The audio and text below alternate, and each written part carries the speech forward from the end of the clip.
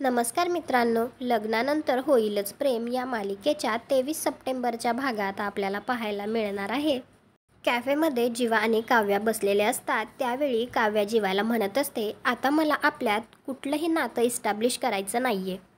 त्यानंतर घरी युग बसलेला असतो. त्यावेळी नंदिनी त्याला म्हणत असते, तू आलायस तसं मी तुला बघतीये, काहीतरी आहे तुझ्या मनात.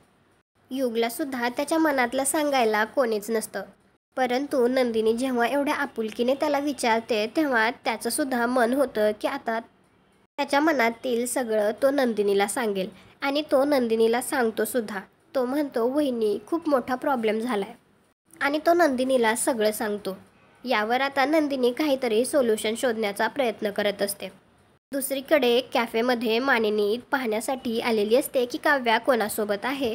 त्यावेळी ती तिच्या मैत्रिणीजवळ येऊन तिला विचारते, कुठे आहे ती काव्या. तर तिची मैत्रीण तिला म्हणते, आहे आतमध्ये, चल तुला दाखवते. असं म्हणून ती आता मानिनीला आतमध्ये घेऊन येत असते. इकडे जीवा काव्याला म्हणत असतो, एक छोटीशी रिक्वेस्ट होती, मला कोणतीही निगेटिव्ह वाईब देऊ नकोस. आतमध्ये येऊन मानिनी त्या दोघांना एकत्र पाहते.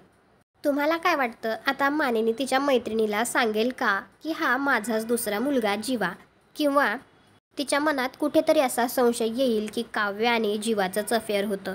तुम्हाला काय वाटतं, कॉमेंट करून नक्की सांगा. व्हिडिओला लाईक करा, आपल्या मराठी मालिका चॅनलला सबस्क्राईब करा. भेटू उद्याच्या भागात.